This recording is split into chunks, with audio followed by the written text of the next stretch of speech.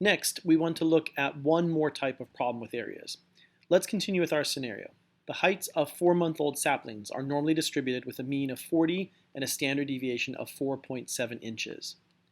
Our more complicated question is this. What is the probability of selecting a sapling between 30 and 40 inches in height? We will start with a sketch of the curve.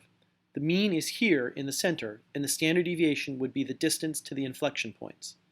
That would put 40 inches about here, just under one standard deviation from the mean, and the lower value of 30 would be more than one standard deviation below the mean.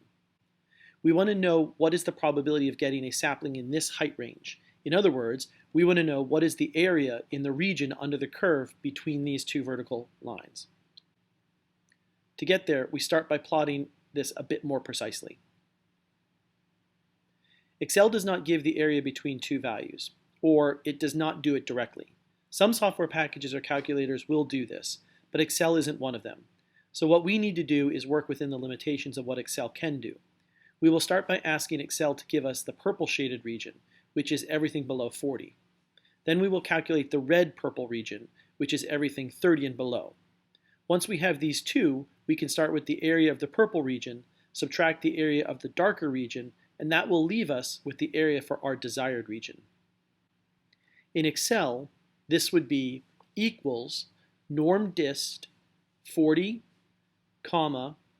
36 and 4.7, the mean and the standard deviation, and then we always say true with the norm dist functions. In this course, there's really no time you will want this to be the false option. This isn't true with the binom dist function. There are times when you will want to use both true and false for that function. Now, let's use other useful features in Excel. Let's say this is what we entered in cell A1. Now, in cell A2, we will type almost the same thing. This time we will enter norm dist 30 instead of 40, 36 and 4.7, our mean and standard deviation as before, and the last argument is always true. Now, the value in cell A1 will be the entire purple region. Cell A2 will report the red purple, the darker region. Next, in cell A3, we will enter equals A1 minus A2, and this will give our final answer. Excel reports a value of 70.2%. I'll go back and share the other screen just so we can kind of see a slightly better drawing than what I have there. So this is a better drawing of that region. So Excel A1 calculated the entire purple region. Excel A2 calculated this double shaded red and purple region. And then then A2 minus A1 would have given us this region.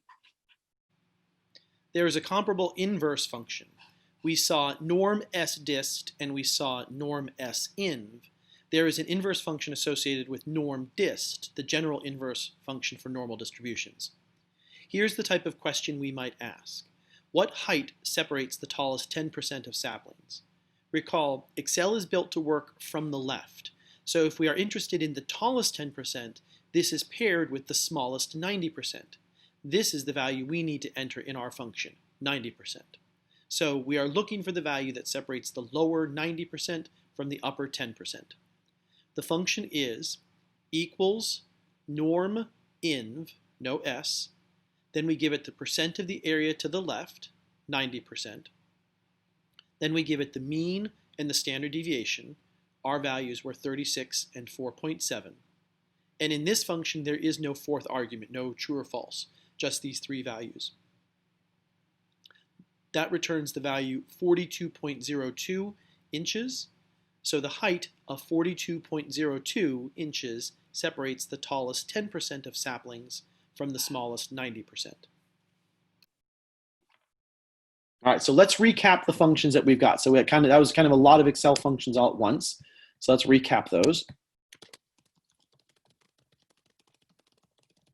Now, again, these were introduced in the demos, and it's really important as you're going through the demos to take notes of those. But let's go ahead and sort of keep track of these functions here. So the first two functions we want to clarify are the norm S dist function and the norm dist functions. For the norm S dist function, the only input we give it is the z-score, nothing more. Excel will return a percentage here. The other function we have is the NORMDIST function. And for this function, we give it a score x from our distribution. However, we also have to give it more information about that distribution. In particular, we give it the mean and standard deviation next. And then we enter true, always true. Again, for both of these functions, Excel returns a percentage.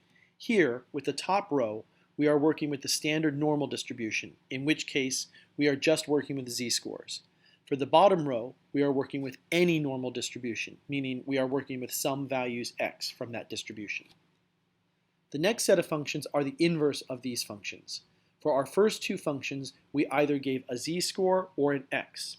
For the inverse function, we give a percentage, and we ask Excel to return a value, either a z-score or a value x from the population. If we use the NORMSIN function, we are giving Excel a percentage, and it is returning a z-score. And if we want to convert it to x, we would have to do this on our own. As opposed to the NORMINV function, which will do the final conversion for us.